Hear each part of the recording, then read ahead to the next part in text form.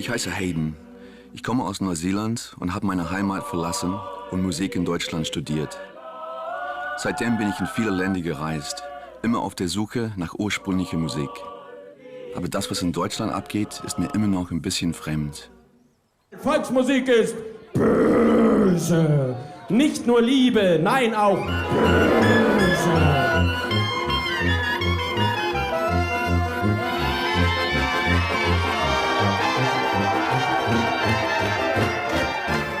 Im Antistadel mit Marihuana und Kiffer. Volksmusik oder volkstümliche Musik? Volksmusik mit X.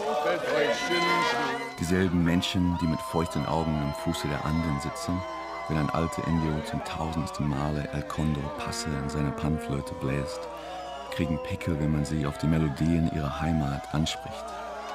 Es gibt bei uns so schöne Plätze, dass man einfach sich von den Plätzen auch leiten lässt und das dann einfach in Gebrauch nimmt.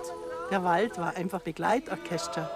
Und diese Sachen, die einfach da sind, in der Natur gepaart, mit dem, was ich selber habe, ja, gibt's was Schönes. Ich möchte bei dieser Reise tiefer hineingehen, verstehen, warum die Leute ein Problem mit der Volksmusik haben, vielleicht auch mit sich ein Problem. Ich habe wahnsinnig schöne Melodien gelernt, Lieder, Tänze. Ich habe erlebt, wie viel Freude euch Deutschen diese Musik macht. Auch wenn immer ein Hauch von Melancholie dabei ist.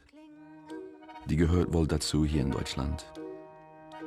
Sing du mir mehr, du kleines wildes Vögelein. Sing du mir mehr, du kleines wildes Vögelein. Ich will dir schreiben auf deine Flügel mit gelbem Gold und Grün.